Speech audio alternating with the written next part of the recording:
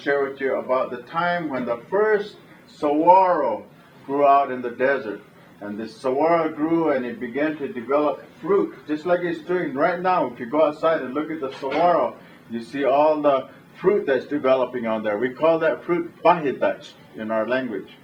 And we collect this fruit, and our forefathers or our ancestors collected this fruit. And our Creator taught them how to collect this fruit and process it and make a drink that they would drink and pray for rain to come, because we're a desert people and the rain is very important in the desert. And yeah, so, because without rain, and we'll all just be dead land. That's right. and so we have this ceremony where we pray for rain. And so the very first ceremony they had, all of these people came. The animals came. The insects came.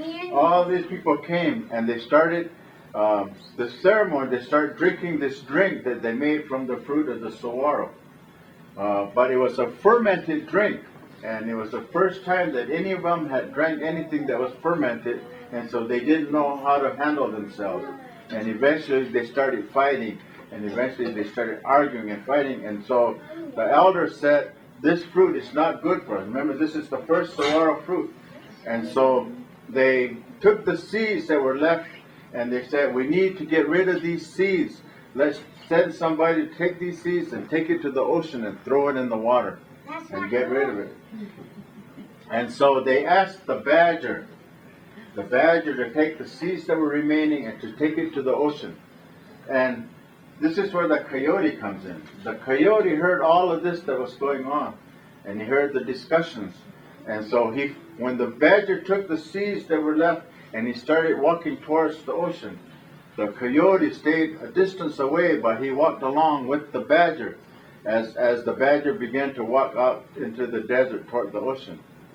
Somewhere along the line, the coyote came and met the badger and stopped the badger and says, where are you going, my little brother?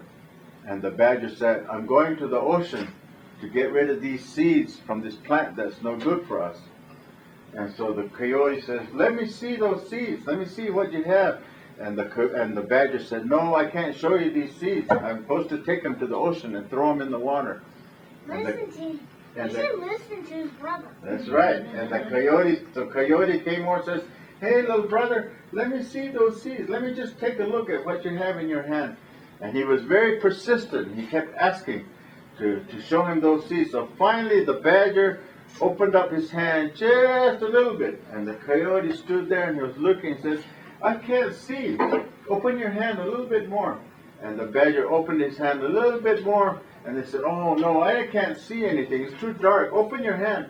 And so the badger opened his hand. And just when he did that, the coyote hit that badger's hand. And all those seeds flew up in the air.